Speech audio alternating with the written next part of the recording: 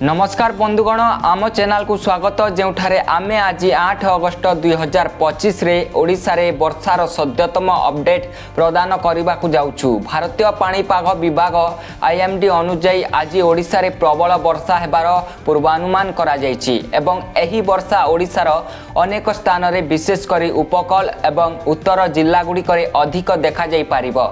एही भिडियो रे आमे आपनकु ओडिशार केउ अंचल प्रभावित होई पारे केउ सुरक्षा व्यवस्था ग्रहण करा जिबा उचित एवं आगामी दिन में वर्षार प्रभाव कौन हो पारे से विषय में विस्तृत सूचना देबू। जदि आपण ओडिशार कौनसी प्रभावित जिल्ला रे अछंती तेबे एही वीडियो आपणक पई बहुत गुरुत्वपूर्ण साब्यस्त होई पारे, तेणु वीडियोटी को शेष पर्यंत देखंतु। आईएमडी द्वारा जारी सतर्कता एवं पाणीपाग स्थिति आज 8 अगस्त 2025 रे आईएमडी ओडिशा पई लाल एवं हलदिया अलर्ट जारी करिछि। यार अर्थ हेउछि राज्यर अनेक स्थान रे प्रबल वर्षा होई पारे एवं जलबंधी जोगु बन्या भली परिस्थिति सृष्टि होई पारे। यह विशेषकर पुरी, कटक, भुवनेश्वर एवं बालेश्वर भली ओडिशार उपकूलवर्ती अंचल पई प्रयोज्य। आईएमडी कहिछि जे एही वर्षा बंगोपसागर सृष्टि होइथिबा एक लघुचाप क्षेत्र जोगु हेउछि एवं एहा ओडिशा आड़कु मुहाइछि।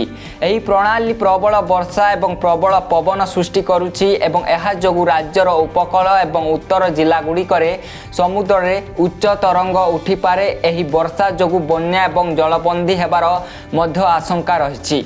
आईएमडी अगस्त 8 एवं 9 रे ओडिशार किछि अंश पई रेड अलर्ट एवं बाकी स्थान पई हलदिया अलर्ट जारी करिछि। रेड अलर्ट अर्थ हेउछि बहुत प्रबल वर्षा होई पारे एवं लोकंकु बाहर को न जिबाकू परामर्श दिया जायछि। ओडिशार प्रमुख जिल्ला गुड़िकर पाणीपाग अपडेट। नंबर 1 पुरी। आज पुरी रे प्रबल वर्षा एवं प्रबल पवन हेबार पूर्वानुमान करा जायछि। समुद्र रे उच्च तरंग उठिबार संभावना अछि जहाँ उपकूल अंचल रे बन्या सृष्टि करि पारे। आईएमडी पुरी रे एक कला अलर्ट जारी करिछि। पुरी एवं एहार आखपाखी अंचल रे जलबंदी होई पारे एवं मत्स्यजीवी माननकु समुद्र भितर को न जिबाकू परामर्श दिया जायछि। समुद्र तरंग 3 रु 4 मीटर पर्यंत होई पारे जहाँ स्थानीय उपकूल अंचल को क्षति पहुंचाई पारे। सुरक्षा व्यवस्था समुद्र निकट में रहुथिबा लोकंकु सतर्क रहिबाकू परामर्श दिया जायछि एवं लोक माननकु समुद्र रु दूरेई रहिबाकू कहा जायछि। भुवनेश्वर रे प्रबल वर्षा एवं प्रबल पवन मध्य संभावना अछि। वर्षा जोगु रास्ता सहायत प्रभावित होई पारे एवं पानी जमी हो रही पारे। भुवनेश्वर तलिया अंचल रे बन्या भली परिस्थिति सृष्टि होई पारे। प्रबल वर्षा जोगु रास्ता गुड़िक पानी रे बुड़ी रहिबार संभावना अछि जहा फल रे ट्रैफिक जाम एवं लोकंक पई असुविधा होई पारे। जदि आमे भुवनेश्वर रे अछंती तेबे आपणकर यात्रा स्थगित रखिबाकू चेष्टा करंतु। ट्रैफिक अपडेट प्रति ध्यान दियंतु एवं वर्षा समय रे रास्ता रे यात्रा करिबा समय रे सतर्क रहंतु। कटक रे प्रबल वर्षा एवं नदीर जलस्तर वृद्धि पाइबार आशंका रहिछि। महानदीर जलस्तर वृद्धि जोगु बन्यार आशंका रहिछि। कटकर तलिया अंचल जलबंदी होई पारे एवं एठाकर चाषी माने सेमानक फसल पाई सतर्क रहिबाकू पड़िबो। प्रबल वर्षा एवं बन्या केवल कृषक को प्रभावित करिबो नाही बरं स्थानीय यातायात मध्य बाधा प्राप्त होई पारे। कटक रे नदी कूल रे रहुथिबा लोक माननकु सतर्क रहिबाकू परामर्श दिया जायछि। सरकार एठाकार लोक माननकु सुरक्षित स्थान को स्थानांतर करिबाकू कहिसंती। बालेश्वर रे प्रबल वर्षा एवं जलबंदी हेबार संभावना अछि। नदीर जलस्तर वृद्धि जोगु बन्या परिस्थिति सृष्टि होई पारे।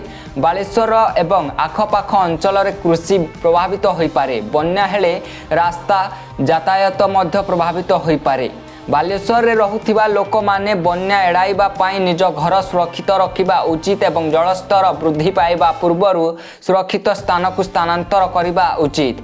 मयूरभंज रे मध्य प्रबल वर्षा हेबार संभावना अछि। एही अंचल एक पहाड़िया अंचल एवं एठारे हठात बन्या एवं मुसलधारा रे वर्षा होई पारे। मयूरभंज रा तलिया अंचल जलबंदी होई पारे एवं चाष मध्य प्रभावित हेबो। मयूरभंज रे प्रबल वर्षा एड़ाइबा पाई लोक माने जल निष्कासन व्यवस्था प्रति ध्यान देबा उचित एवं शीघ्र बन्या पानी एड़ाइबा पाई पदक्षेप नेबा उचित। आज ओडिशा रे महानदी एवं ब्रह्मपुर नदीर जलस्तर वृद्धि पाई पारे जहा फल रे तलिया अंचल रे बन्या होई पारे। एही अंचल गुड़िक बन्या परिस्थिति संपर्क रे आईएमडी सतर्कता जारी करिछि। ओडिशार अनेक नदी बन्या प्रवण एवं निरंतर वर्षा जोगु एही नदी गुड़िकर जलस्तर हठात वृद्धि पाइपारे। जलबंधी जोगु अनेक अंचल रास्ता एवं रास्ता चारि पाखरे बन्या हेबार संभावना अछि। विशेषकर कटक एवं भुवनेश्वर भली बड़ सहर रे एही समस्या वृद्धि पाइपारे। समुद्र ठारू दूरता रखंतु। उपकूलवर्ती अंचल रे समुद्र तरंग सर्वोच्च स्तर रे रही पारे। आपणक सुरक्षा पाई समुद्र ठारू दूर रे रहिबा गुरुत्वपूर्ण। बन्या अंचल रे रहुथिबा लोक माने तुरंत उच्च स्थान को स्थानांतरित हेबा उचित। जलबंधी एड़ाइबा पाई एवं आपणक घरर सुरक्षा सुनिश्चित करिबा पाई आपणकर आवश्यक जिनिस पत्र सुरक्षित रखंतु। प्रबल वर्षा जोगु ट्रैफिक विलंब होई पारे। विशेषकर जेउ अंचल रे जलबंधी अछि यात्रा करिबा पूर्वरु पाणीपाग जांच करंतु एवं आवश्यक हेले यात्रा स्थगित रखंतु।